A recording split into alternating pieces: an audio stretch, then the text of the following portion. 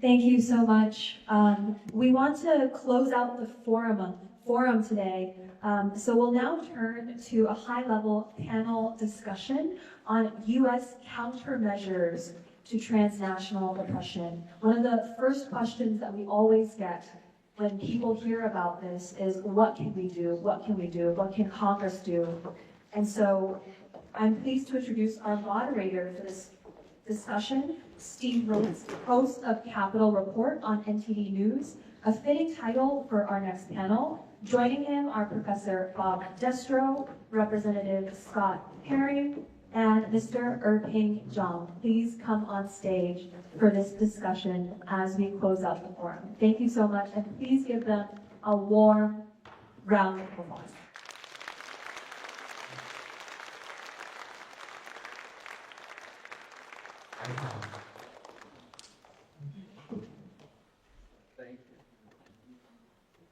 I want to thank our esteemed panel here. Congressman Perry, thanks so much for joining us. Awesome to be with you. Congressman Scott Perry has introduced the Falun Gong Protection Act. It is a piece of legislation that is the first of its kind that has real consequences for the Chinese Communist Party. It has made its way through the House of Representatives twice, passed twice unanimously with bipartisan support, and is now making its way through the Senate. And so it's a very significant piece of legislation. Thank you for that. Appreciate it. And as you saw, Senator Cruz has co-sponsored or sponsored the companion legislation in the Senate. What I can't get anyone to do is help me with the CCP is a transnational criminal organization. We would like to label them a transnational criminal organization so we should prosecute them for all the evil things that they do and all the crimes that they commit. And this was an impromptu visit, and we really appreciate you coming on stage with us, Congressman. I'm going to introduce our other panelists. We do have Ambassador Sam Brownback, who is online.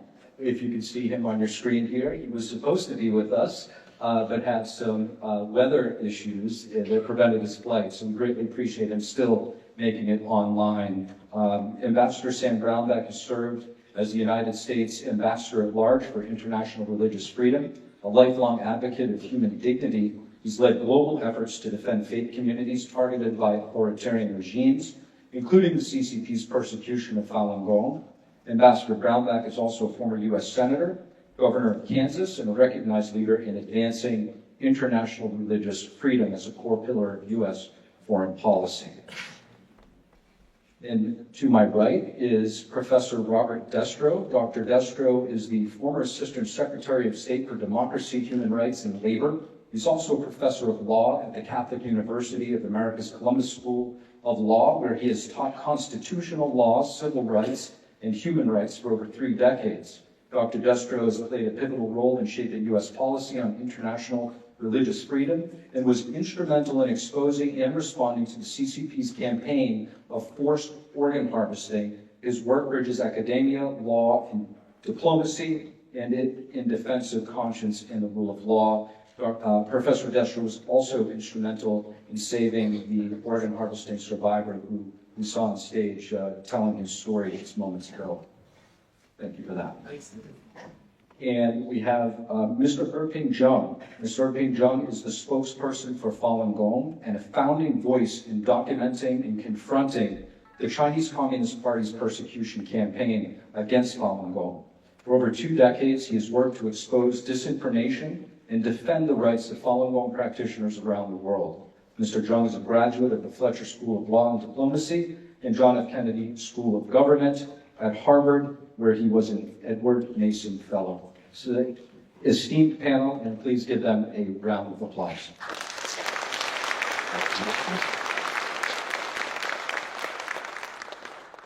Mr. Zhang, I would like to start with you as the spokesperson of Falun Gong. As we approach July 20th, this is the 26th year, sadly, commemorating the persecution and those that have been persecuted and continue to be. Help us understand what changed on that day in 1999 and how Falun Gong went from being widely embraced to being violently persecuted. First of all, I'd like to thank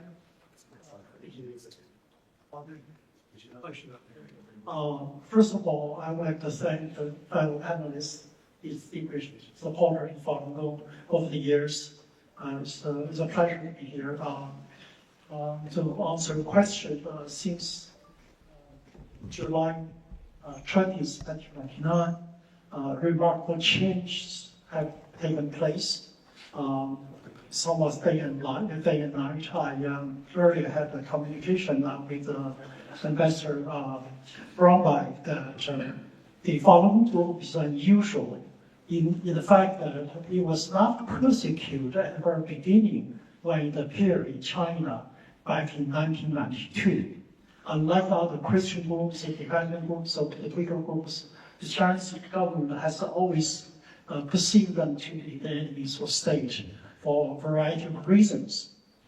As a matter of fact, when Falun Gong first emerged in 1992, the Chinese regime started to endorse it and shower it with proclamations, awards of certificates, voting it for health benefits. So until the end of the 90s, Falun Gong has been growing very fast in China with the support of the government because the Chinese government thought this is a good health regime for improving public health. In fact, in February issue of 1999, on the U.S. News and World Report, they interviewed the head of the Chinese Sports Commission, who claimed that there are 100 million, Qigong or energy practitioners that save 1,000 yuan per person. And if 100 million people practicing it, that's 100 billion yuan saved. And quote, the Prime Minister Zhu Rongji was happy about that, so the money can be, the country needs money now. And later, when they realized that Falun Gong is not just about the health regime, it comes with Buddhist principles of truthfulness, compassion, and tolerance.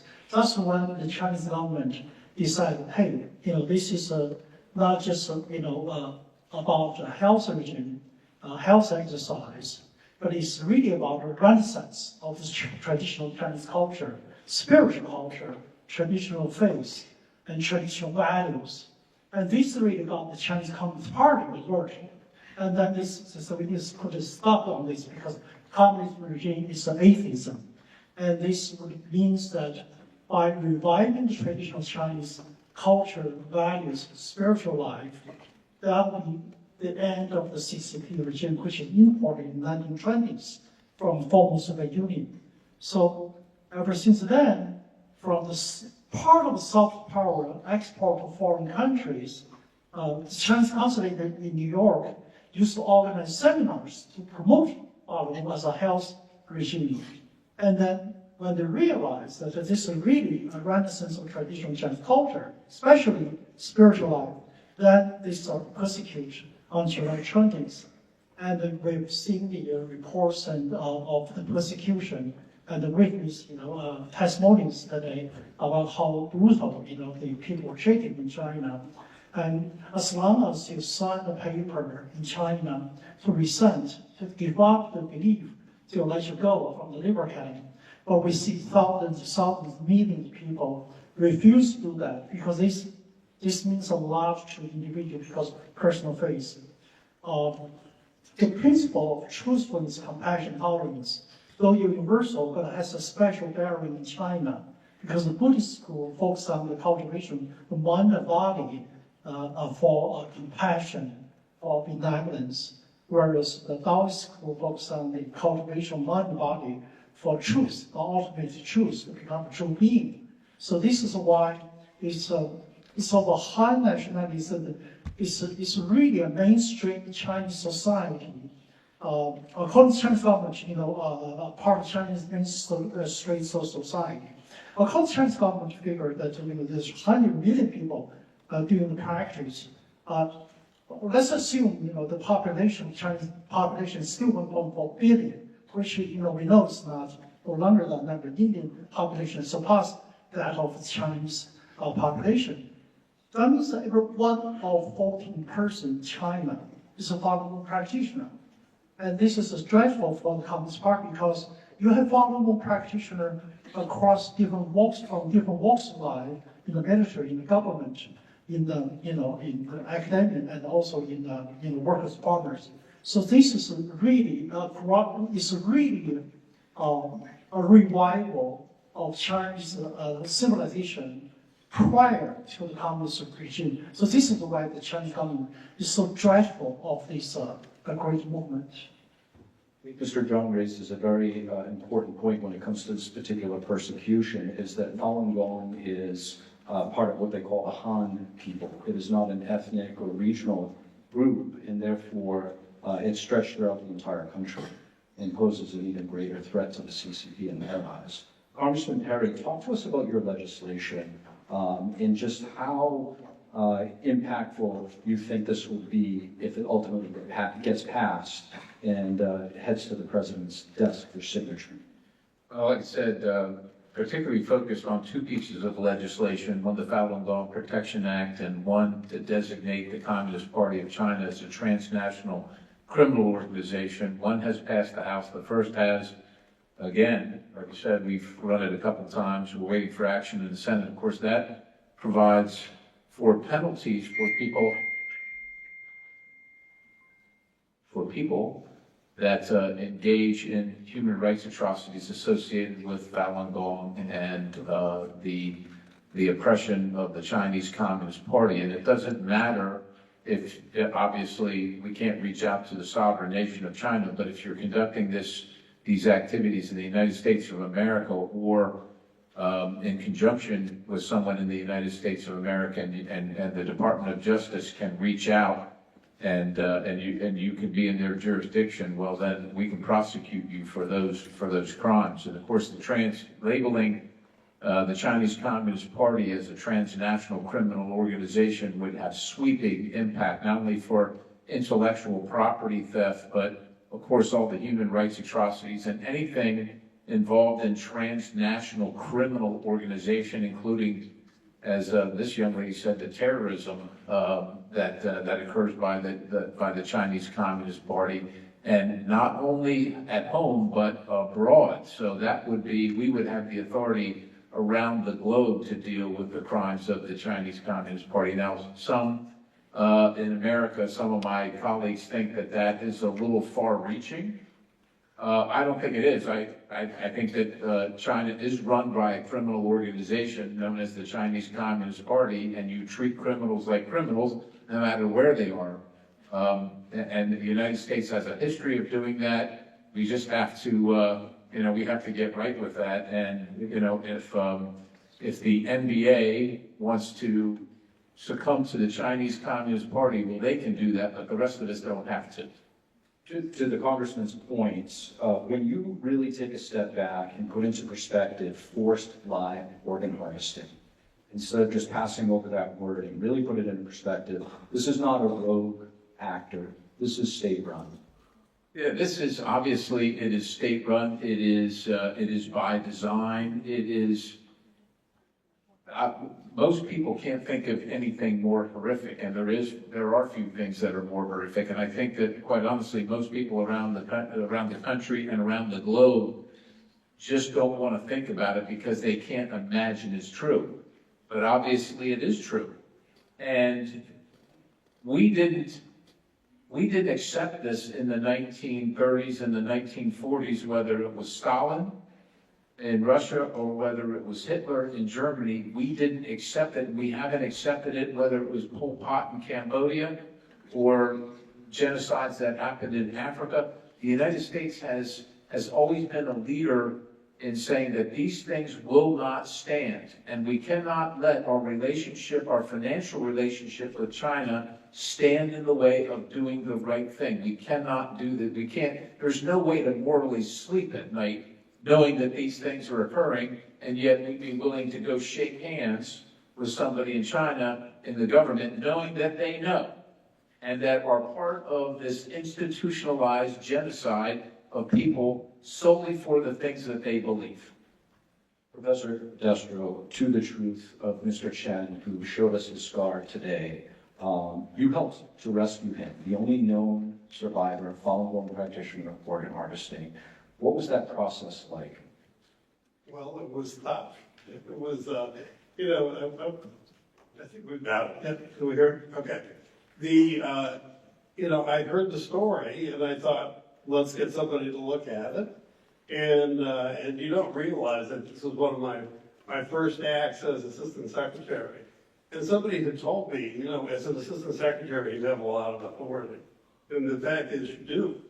And so I just kept pushing people. And the resistance was enormous. But we eventually, I got people to look into it. We had to find out where he was in another country. I'm not going to name the country where it was at, but we had to extract it from the other country. The other country wasn't happy that he was there. Then we had to get him over here. We had to get him immigration status. And that just got him in the door. Then the question of how do you prove that he's actually a survivor? We had some of the best medical minds in the country looking at this. And I remember my one good friend at the Cleveland Clinic who took one look at that scar and he said, you could take anything out of that scar.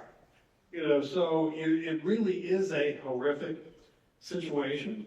I'm honored to have been able to use whatever authority I had, to get him out.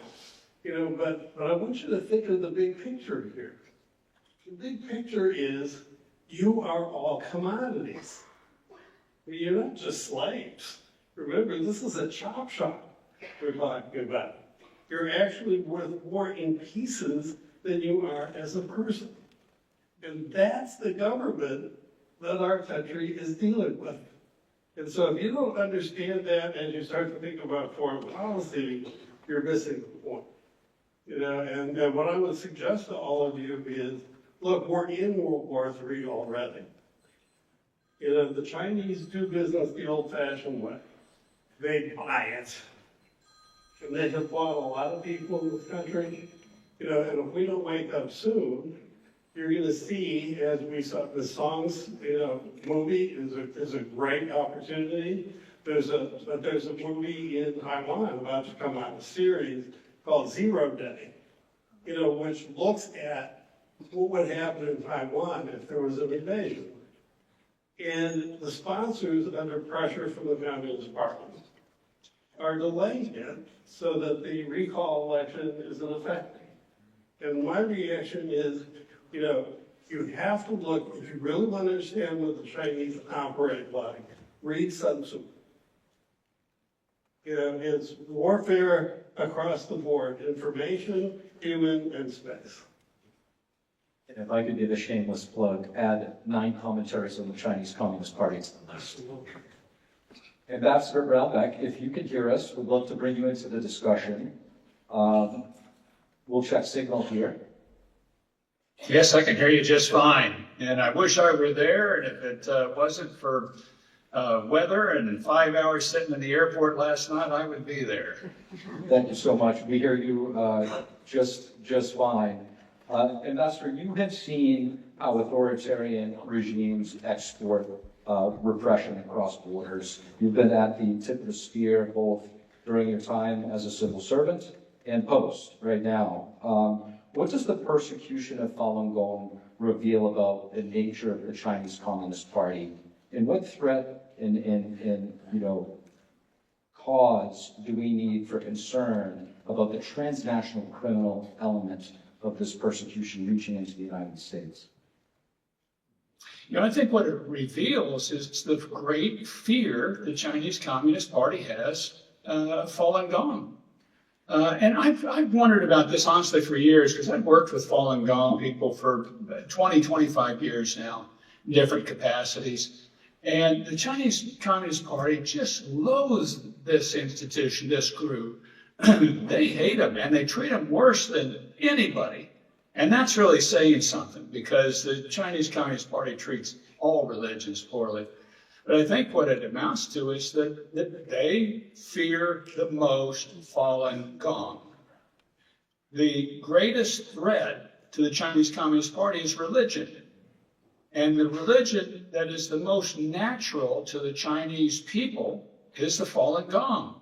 You've already heard that on this stage. I'm in Kansas right now, and it's like If you throw wheat on the soil in Kansas, it just grows. It's natural. And Falun Gong is very natural to China and the Chinese mentality and the Chinese heart. And I think that's why the Communist Party so fears and does everything it possibly can to stomp out this faith.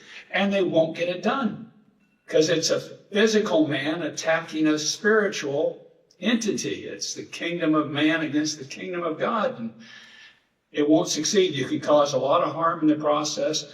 The final point I would make here is that I think we as the United States government need to be very supportive of all faiths' right to freely practice their faith wherever they are, religious freedom for everybody, everywhere, all the time. And particularly in China, we need to be supportive of the Falun Gong movement of all faiths, of Christians, of Muslims, of Buddhists, everybody, but particularly the Falun Gong because of their incredible importance to changing China, to getting it back to be the cultural beauty and free society, or freer society, and a free society that it can be, and a great contributor to the world instead of the most really oppressive regime in the world today, and the one that's killed more of its own people than any regime in the history of mankind. Thank you for that, Ambassador. Mr. John, to the Ambassador's point about the CCP fearing Falun Gong the most, there have been reports that when American diplomats meet with CCP officials, Falun Gong is the third rail. If the topic of Falun Gong is mentioned, they get up and they walk out of the room. Is there truth to that? And how does that translate into how they have targeted Falun Gong on American soil? I really like the term transnational terrorism and criminal organization. I think that's an accurate description of what's going on. Let's look at different aspects. First, we look at social media, how they weaponize our free media platforms.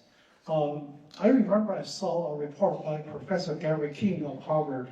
His research team found out in 1 year alone, the CCP posts 450 million fake news, fake social media posts. And that was quite a few years ago. And now, as they have escalated, and they utilize the mainstream, some of the mainstream media and the social media platform, and to spread fake news and fake posts. Mostly this is against Falun Gong, because of the significance of Falun Gong, as Ambassador Brownback just mentioned. And then you have they even use Falun Gong's practitioner name, or using different celebrity name, the fake ID to send different kind of emails. Now they have escalated to send like a terrorist, terrorist threats, like bomb threat and email threats, as you noticed, and Chris Mr. also noticed. That is so rampant. For the Shenyang Performing Arts alone, they received over 160 emails, death threats. So they really use the social media platform. We cannot post anything in Chinese media, right? In Chinese social media, internet, because it's the intranet, not the internet. So from the legal side, we know for the first time, we have foreign nationals with the CCP ties file civil case against American company like Shenyang. This is unheard of. I came to the country in 1984 when President Reagan was running against Lonsdale for presidential election. Back then, there was a Cold War between Russia, Soviet Union, and also the NATO, the Western democracies.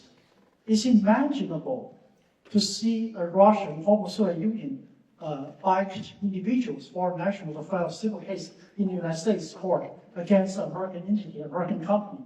But this is happening today. So the CCP is really weaponizing our legal system to do that here. And also, if you look at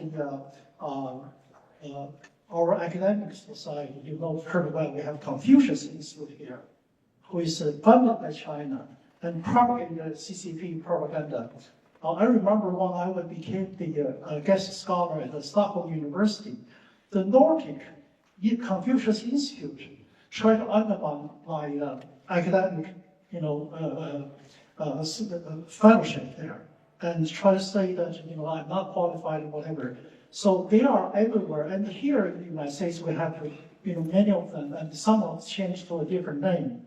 They still trying to undermine the American liberty and freedom. I really think right now what we're facing here, what our community is facing in the United States, is really a matter of national security. Our liberty, our constitutional rights is being undermined. Our American companies, cannot exercise their rights without fear. So this is something that really scary. And then we have, free speech and the free belief, freedom of conscience, all being challenged and undermined by what's the CCP's influence operations here. So we really should, take a real concrete action. I really applaud, as Congressman Harris, suggestion that we really should criminalize them and prosecute them here. So unfortunately, this panel is too short because there was so much to really dive into. But we are coming up against the hard stop for us. We are almost out of time. I do want to go around the panel. We'll start with Ambassador Brownback. If you could just tell the audience if there's one thing you'd like the audience to remember today or act upon, what would it be? Keep strong, and my suggestion actually would be to get Secretary Rubio, Vice President Vance, and President Trump to meet with Falun Gong leaders or people that have been persecuted and highlight the importance of Falun Gong for freedom in China. I think our top leadership needs to be meeting with Falun Gong members and broadcasting that around the world and into China in particularly, showing our support for them like we did for the Solidarity movement in our Cold War effort, and backing Pope John Paul when he said in Poland, "Be not afraid." And when he did, that changed the mentality in Poland. This can change the mentality in China. Thank you for that, Ambassador. Congressman? I think my message would be that evil is ever present. Evil never stops. Evil never sleeps. So you must be diligent. You must be committed, and you must never stop as well. We must fight for our God-given rights every single day to preserve them and to expand them around the globe, because there are those, and of course the Communist Party in China is preeminent, that seek to take them, not only from the people in China, they seek to be the world's leader and export their terrorism and their tyranny everywhere, including right here. And so it starts right here, and it continues every moment of every day all around the globe. So be diligent. Thank you, Congressman. Mr. Young? I believe that because Falun has become global, it's being practiced over 100 countries and with over 50 languages being translated. So it's not just a concern for Chinese people. It's really an issue that concerns the entire humanity. When innocent, peaceful, the largest persecution today, happening in China. History will look very kindly at those who side with history. It's justice, and we should continue our effort, and hopefully, the collective, compassion and support, and people like you, on the panel. I believe the victory will be inside person. Thank you for that, Mr. Young. Professor Destro? Well, two things. Let's stay together and share information like we're doing today. Because once you start connecting the dots, you see just how pervasive it is here. So the first piece is put your own face mask on first, and then help the people around you. And the second one is let's get Starlink into China. And we'll be getting back to the round of applause. Thank you. Thank you so much. Thank you so much for that incredible panel on U.S. countermeasures. I wasn't asked by Steve, but I would also want to say, the CCP is fighting a losing war. It's a physical war against a spiritual group. It's physical versus spiritual, and spiritual will always win. As we close, on behalf of the organizers, I would first like to thank everyone for coming. Special thanks to Representative Perry's office and his team for reserving this space. Without him, none of this would even be possible. To all of our speakers and guests, and also the courageous Chinese individuals who successfully renounced the CCP today, thank you so much for your courage to expose transnational repression. Lastly, I would also like to thank the Capitol Police, who I'm sure you guys have seen walking around here, for helping us maintain security and safety at this event. So please, big round of applause for all of those.